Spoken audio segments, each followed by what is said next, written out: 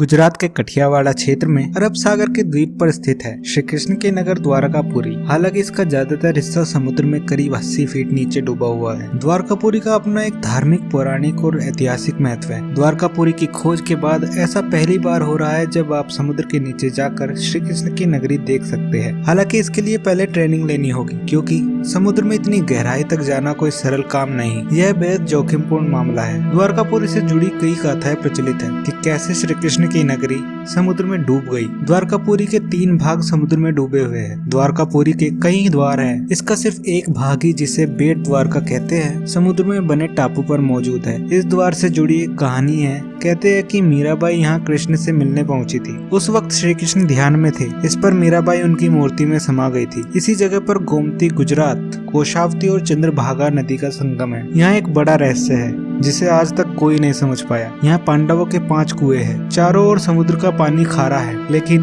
कुएं का पानी मीठा। बेशक द्वारकापुरी अब पूरी तरह खंडित हो चुकी है, लेकिन इसके अवशेषों को देखने का उत्साह हमेशा लोगों में रहा है। द्वारकापुरी समुद्र में 60-80 फीट नीचे है। यह स्कूबा डाइविंग के जरिए पहुंचा जा सकता है। ट्रेनिंग शांति भाई बामबनिया बताते हैं कि समुद्र के नीचे महाभारत कालीन इस रहस्यमय दुनिया देखना है तो पहले स्कूबा डाइविंग की ट्रेनिंग लेनी होगी। वैसे समुद्र के नीचे जाने की हिम्मत भी होनी चाहिए। अंडर वाटर यात्रा करना अपना एक अलग रोमांच होता है, लेकिन जब यह यात्रा किसी पौराणिक जगह से जुड़ी हो तो रोमांचक दोगुना हो जाता है। द्वारकापुरी के अवशेष अब भी समुद्र के नीचे मौजूद हैं। इनमें विशाल प्रतिमाओं के अवशेष, जंगली जानवरों की आकृतियां, बड़े बड़े द्वार और स्तंभ शामिल है। उल्लेखनीय है कि द्वारकापुरी भारत के 7 प्राचीन शहरों में शुमार है। बाकी शहर है मथुरा, काशी, हरिद्वार, अवंतिका, कांचीपुरम और अयोध्या। द्वारका को ओखा मंडल, गोमती द्वार, अनर्तक, चक्रतीर्थ, अंतरद्वीप, वारी दुर्ग आदि नामों से भी जाना जाता रहा है। बहरहाल स्कूबा डाइविंग के लिए national institute of oceanography Goa से परमिशन लेने की प्रक्रिया शुरू कर दी गई है।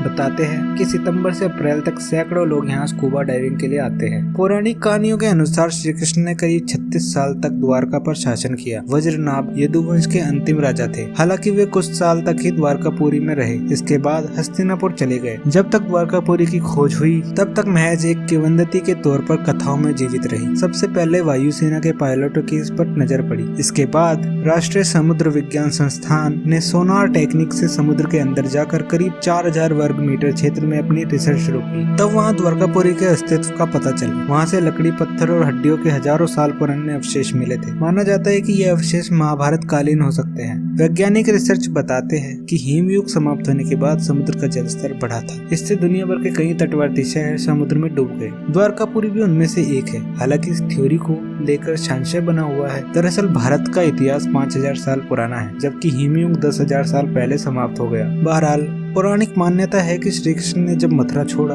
तब यदुवंशियों की रक्षा के लिए अपने भाई बलराम के साथ मिलकर द्वारकापुरी की नींव रखी थी। कहते हैं कि यदुवंश के खत्म हो और श्री कृष्ण का जीवन पूर्ण होते ही द्वारका समुद्र में समा गई। इस इलाके को पहले कुशस्थली कहते थे। कहते हैं कि धृतराष्ट्र की पत्नी गांधारी और ऋषि दुर्वासा ने यदुवंश के नष्ट होने का श्राप दिया था। एक मान्यता है कि द्वारकापुरी 1 नहीं 6 बार समुद्र में डूबी थी। वर्तमान में जिस द्वारकापुरी का अस्तित्व मिलता है वो 7वां शहर है। इसकी स्थापना प्राचीन द्वारकापुरी के पास ही आदि शंकराचार्य ने 16वीं सदी में की थी। यहाँ बनवाए गए मंदिरों को मुगलों ने तोड़ दिया था। एक मीडिया रिपोर्ट के अनुसार 1963 में सबसे पहले डेक्कन कॉलेज, पुणे के डिपार्टमेंट ऑफ आर्कियोलॉजी और गुजरात सरकार ने मिलकर द्वारकापुरी पर रिसर्च शुरू की थी। तब यहाँ 3000 साल पुराने बर्तन मिले थे। इसके बाद आर्कियोलॉजिकल सर्वे ऑफ इंडिया की अंडर वाटर आर्कियोलॉजी विंग ने खोज शुरू की। वर्तमान में गोमती द्वारका और बेट द्वारका का अस्तित्व ही बचा है। गोमती द्वारका में श्री रणछोड़ राय मंदिर या द्वारकाधीश मौजूद है। इसे 1500 वर्ष पुराना मानते हैं। यह मंदिर 7 मंजिला है। इस मंजिल के आसपास समुद्र का पानी भरा है। इसे गोमती कहते हैं। इस मंदिर के दक्षिण में आदि